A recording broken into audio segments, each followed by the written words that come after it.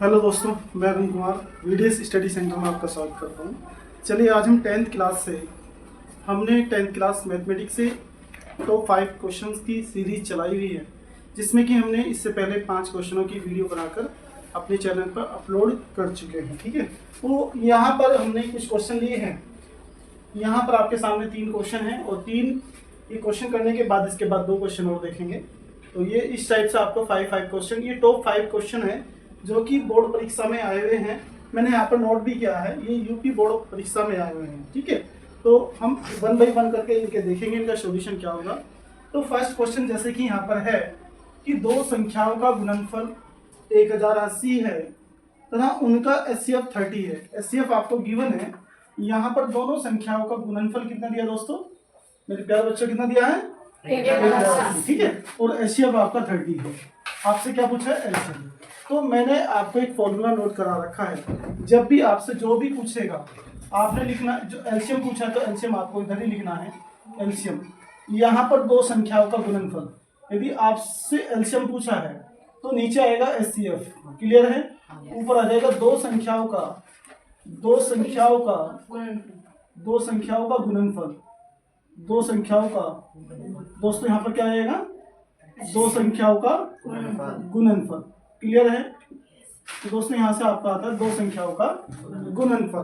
तो यहाँ से देखेंगे आप 2 संख्याओं का गुणनफल आपका 1080 और अपोन में एचसीएफ कितना है दोस्तों? एचसीएफ कितना है? 30 से इसको डिवाइड कर लेंगे आप। 0 से 0 कैंसिल आउट हो जाएगा, 0 से 0 कैंसिल आउट हो जाएगा। फिर आपने क्या करना है? 3 से 108 को डिवाइड करेंगे। 3 वन जा 3, 3 जा 9, यहाँ से 1 आता है और 118 हो जाएगा। 3 6 जा 18, तो आप देखेंगे कितना है? 36। तो आपका एलसीएम कितना है दोस्तों? आपका एलसीएम आया 36। आप अपना आंसर चेक करेंगे कि चारों ऑप्शन में से कौन सा है, तो हमारा ऑप्शन होता है सी। बात करते हैं नेक्स्ट क्वेश्चन। यहाँ से सहभाज्य संख्या, देखिए भाज्य और सहभाज्य। बात करते हैं भाज्य की पहले। एक होती है भाज्य, एक होती है सहभाज्य। ठीक है, सहभाज्य, और एक होती है दोस्तों, एक होती है अभाज्य। तो इन तीनों के ऊपर बात करते हैं, फिर क्वेश्चन की तरफ चलते हैं, फिर क्वेश्चन का आंसर देते हैं। तो बात करते हैं भाज्य। तो भाज्य क्या होती है? सबसे छोटी भाज्य। कई बार 4 ऑप्शन दे देगा आपको। सपोज दैट ये 4 ऑप्शन दे दिए, 2 3 5 1, ये 4 ऑप्शन आपको दे दिए। इन 4 ऑप्शनों में आपसे पूछ लेगा कि भाज्य संख्या कौन सी है। तो भाज्य संख्या, इसको हम चेंज कर लेते हैं थोड़ा सा। तो भाज्य संख्या हमने लास्ट की 4 कर लिया, तो इनमें ये पूछ लेगी कि सबसे छोटी भाज्य संख्या कौन सी है। तो सबसे छोटी भाज्य संख्या कौन सी है? 4 है, क्योंकि जो भाज्य संख्या है हमारी 4 से स्टार्ट होती है।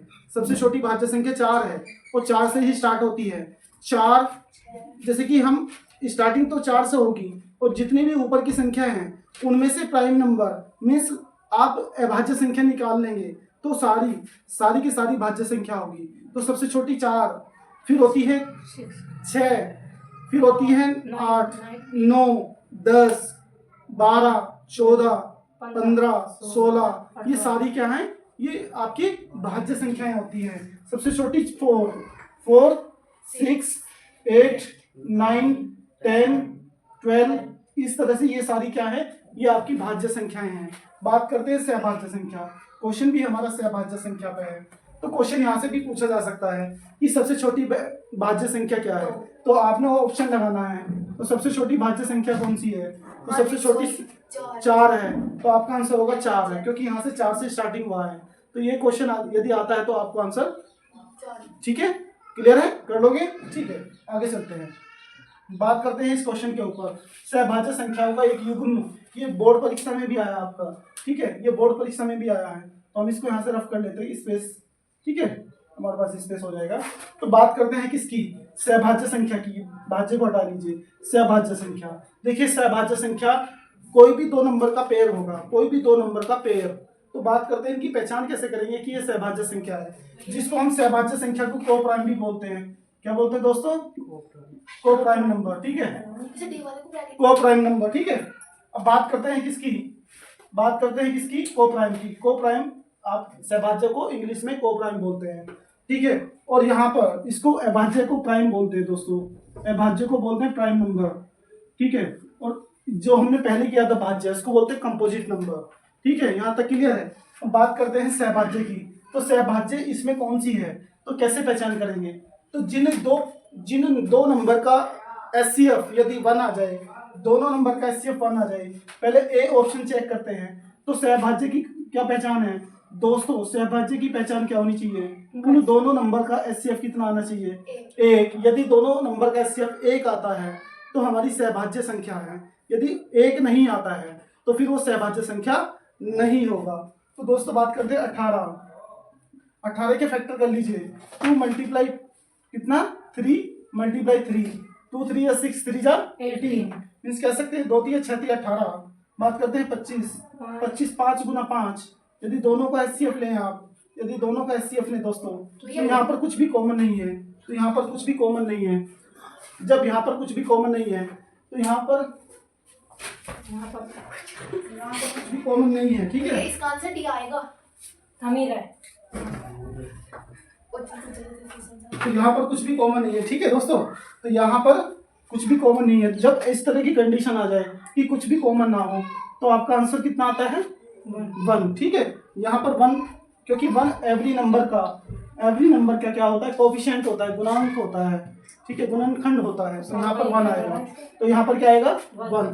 तो यहाँ पर बात करते हैं, ऑप्शन होता है इसका ए, क्योंकि 18 और 25 का एचसीएफ कितना होता है 1। बात कर लीजिए बी ऑप्शन की।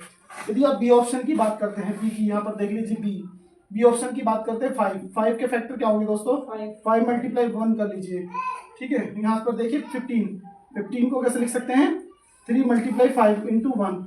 अब देखिएगा दोनों में जो एचसीएफ है, यहाँ पर हम 1 लिख भी सकते हैं, नहीं भी। अब जैसे कि यहाँ पर है, यहाँ पर 1 तो है ही, लेकिन 5 भी है, और यहाँ पर एचसीएफ आपका कितना आना चाहिए था 1, और यहाँ पर कितना आया है 5। तो यह आपका को प्राइम नंबर नहीं है, बी ऑप्शन नहीं होता है। यदि दोनों का एचसीएफ देखें तो 7 आता है, तो ये भी ऑप्शन नहीं आता है।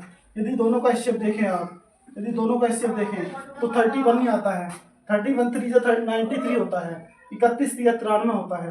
तो दोस्तों यहाँ भी एचसीएफ कितना आता है 31 आता है, तो ऑप्शन डी भी नहीं होता है। तो आपका ऑप्शन होता है 18 और 25 मीन्स ए।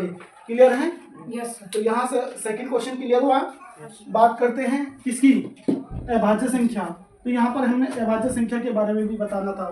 तो अभाज्य संख्या क्या है, प्राइम नंबर जो केवल और केवल अपने आप से सेल्फ डिवाइड होती हो और उसके 2 से ज़्यादा गुणनखंड नहीं हो सकते।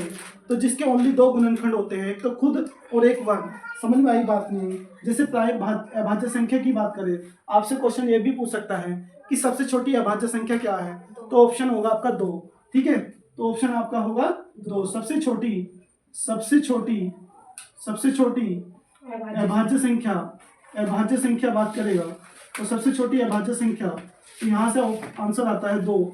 और अभाज्य संख्या की बात करें तो सबसे छोटी 2, 3, 5, 7, 11, 13, 17, तो इस तरह से चलती रहेंगी। ये ऐसी संख्याएं हैं जो केवल और केवल अपने आप से विभाजित होती है और किसी से नहीं होगी।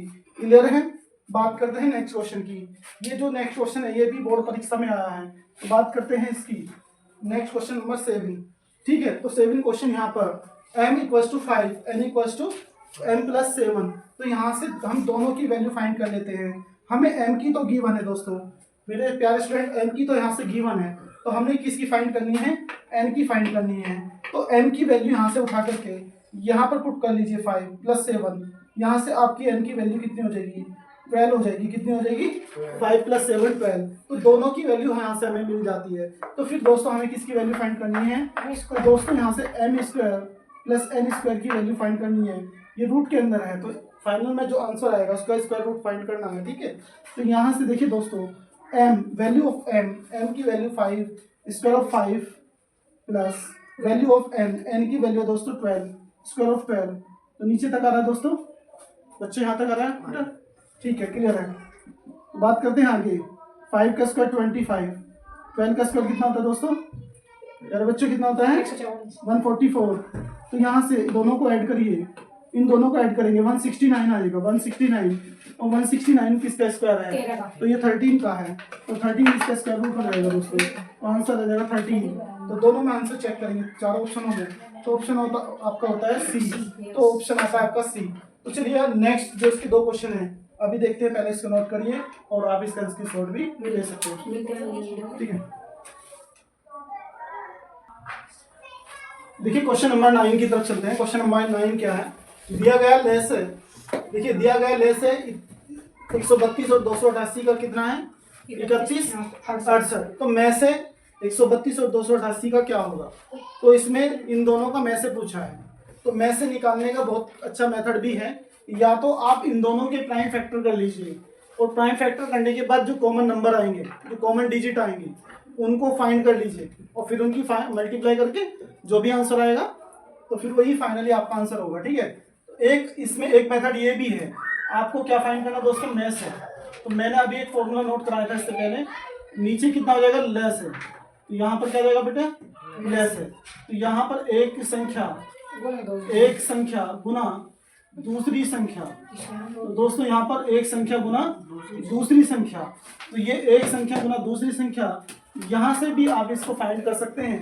तो देखते हैं क्या आता है। एक संख्या कितनी है दोस्तों आपकी 132 दूसरी संख्या 288 होती है और आपका लेस है कितना है 31 68। ये क्वेश्चन दो तरह से हो सकता है तो दोनों आपको बताएंगे। पहले 2 से डिवाइड कर लीजिए 2 एकम 2 2 चौक 8 2 चौक 8 फिर से 2 से डिवाइड कर लीजिए 2 एकम 2 बचता है कितना 1 2 पंजे 10 कितना 10 1 2 अठे 16 और 2 चौक 8 फिर से डिवाइड करिए 2 से होता चला जाएगा ठीक है करिए 2 7 जा 14 2 9 जा 18 2 2 जा 4 2 7 जा 14 2 2 जा 4 फिर इसको 2 से डिवाइड करिए क्योंकि लास्ट में कितना आ रहा है 2 2 3 जा 6 2 9 जा 18 2 6 जा 12 फिर यहाँ से 2 3 जा 6 2 6 जा 12 ठीक है। अब फिर से यहाँ से डिवाइड कर लीजिए अब ये 3 से चला जाएगा 3 1 जा 3 3 3 जा 9 और 3 2 जा 6 यहाँ से 3 1 जा 3 3 2 जा 6 और 132 से 132 वन टाइम कैंसिल हो जाएगा। तो आपका फाइनली आंसर कितना है 12। तो आप आंसर चेक करेंगे कौन सा ऑप्शन होता है तो यहाँ से ऑप्शन होता है डी तो यहाँ से ऑप्शन होता है डी। ये इसका फर्स्ट मेथड है। इसका सेकंड मेथड देखिए क्या है। इसका सेकंड मेथड देखिए क्या है दोस्तों। हमने क्या करना है 132 के फैक्टर कर लीजिए 132 के प्राइम फैक्टर कर लीजिए कितना 132 के प्राइम फैक्टर कर लीजिए 2 6 जा 12 2 6 जा 12 2 3 जा 6 2 3 जा 6 3 1 जा 3 3 1 जा 3 तो 11 टाइम्स ये चला जाएगा। तो दोस्तों यहाँ से कितना आ जाएगा 2 × 3 × 11 तो प्यारे बच्चे यहाँ से कितने फैक्टर ये इसके क्या है प्राइम फैक्टर है। जब भी हम किसी के भी इस तरह से फैक्टर फाइंड करते हैं तो प्राइम फैक्टर होते हैं वो प्राइम नंबर होते हैं ठीक है। दो यानी कि प्राइम नंबर है यानी कि अभाज्य संख्या है 3 भी अभाज्य संख्या है और 11 भी अभाज्य संख्या है। यदि इनकी बात करें तो इसका हम बोलते हैं अभाज्य गुणनखंड विधि। इसके यदि हम किसी भी संख्या के फैक्टर करते हैं तो उसको बोलते हैं अभाज्य गुणनखंड विधि। मेथड की बात करें तो ये अभाज्य गुणनखंड विधि है। तो यहाँ से इसकी दूसरी संख्या क्या है दोस्तों 288। अब 288 के फैक्टर कर लीजिए किसी कर लीजिए 288 के फैक्टर कर लीजिए इसको 2 से डिवाइड कर लीजिए 2 1 जा 2 2 4 जा 8 2 4 जा 8 फिर 2 7 जा 14 2 2 जा 4 फिर यहाँ से 2 से इसको डिवाइड करिए दोस्तों 2 3 जा 6 2 6 जा 12 फिर 2 से करिए 2 1 जा 2 और 2 8 जा 16 2 9 जा 18 3 3 जा 9 और 1 3 जा 3 ठीक है। तो यहाँ से इसके फैक्टर कितना आ जाते हैं 2 × 2 × 2 1 2 3 4 5 तो 5 टाइम्स कितना है 2 तो यहाँ से 3 × 3 बात करते हैं किसकी हमने क्या फाइंड करना था मैं से फाइंड करना था मीन्स एचसीएफ फाइंड करना था। तो एचसीएफ दोनों में जो कॉमन डिजिट है तो उनको ले लीजिए दोस्तों। तो यहाँ से जो कॉमन डिजिट है उनको नोट कर लीजिए और मल्टीप्लाई कर लीजिए 2 2 जा 4 4 3 जा 12। आप इस क्वेश्चन को दोनों मेथड से कर सकते हैं। आप इस क्वेश्चन को दोनों मेथड से कर सकते हैं। बात करते हैं 144 के अभाज्य गुणनखंडों में 2 की घात है। तो सबसे पहले क्या करना दोस्तों 144 के क्या करने हैं अभाज्य गुणनखंड करने हैं। क्या करने हैं अभाज्य गुणनखंड। और अभाज्य गुणनखंड करने के लिए कौन सी मेथड है अभाज्य गुणनखंड विधि। तो अभाज्य गुणनखंड विधि से आप 144 के फैक्टर कर लीजिए 2 से इसको डिवाइड कर लीजिए 2 7 जा 14 2 2 जा 4 2 3 जा 6 2 6 जा 12 फिर 2 से 2 1 जा 2, 2 8 जा 16, फिर 2 9 जा 18, फिर 3 3 जा 9, 1 3 जा 3। तो यहाँ से इसके फैक्टर्स क्या आए हैं, 144 के फैक्टर्स क्या आए हैं, 2 मल्टीप्लाई 2 मल्टीप्लाई 2, 1 2 3 4, यहाँ से 3 इंटू 3। बात की गई थी उसने कि 2 की घात है, तो 2 की घात है, 2 की घात 4 है और 3 की घात 2 है, तो 2 की घात पूछा था। तो 2 की घात कितनी है दोस्तों, 4। 2 की घात कितनी है स्टूडेंट मेरे, 4। प्यारे बच्चे कितनी है, 4। तो यहाँ से ऑप्शन क्या आता है, 4 ऑप्शन आता है। Yes, sir. क्यों अक्षित, समझ में आया अभी? Yes sir. चलिए खुशी आप बताइए। यहाँ पर sir. क्वेश्चन नंबर 11 है, तो क्वेश्चन 11 में दो धनात्मक पूर्णांक ए और बी के लिए है। इसका फॉर्मूला यहाँ पर भी है, इसका फॉर्मूला, इस क्वेश्चन का आंसर यहाँ पर भी छुपा हुआ है। यदि हम इसका क्वेश्चन की बात करें, इसके क्वेश्चन के आंसर, इसका फॉर्मूला, इस क्वेश्चन के आंसर इसमें भी छुपा हुआ है। तो आप देख सकते हैं इसका आंसर क्या होगा, कौन बताएगा इसका आंसर। तो मेरे प्यारे बच्चों, आप जो वीडियो में मेरे वीडियो देख रहे हैं, तो उसका कमेंट आप इस क्वेश्चन का आंसर भी डाल सकते हैं। तो ए बी सी डी कौन सा है, तो ये क्वेश्चन मैं आपके लिए देता हूँ, ठीक है। आप इसका आंसर कमेंट में मुझे दे सकते हैं कि इसका आंसर क्या होगा। तो क्वेश्चन नंबर 11 का आंसर आप बताएंगे, तो इसके क्वेश्चन नंबर 11 का आंसर आप बताएंगे, ठीक है। आप जितने भी मेरी वीडियो देख रहे हैं, अभी यहाँ पर स्टूडेंट मेरे जितने भी हैं, अक्षित अभी, तो ये सारे आप लोग जितने भी हैं, तो आपको ये कमेंट में इसका आंसर देना, ठीक है। और जो मेरी वीडियो जिनको मैं नहीं जानता हूँ, वो भी इसका आंसर कमेंट में देंगे, ठीक है। चलिए, thank you so much, bye.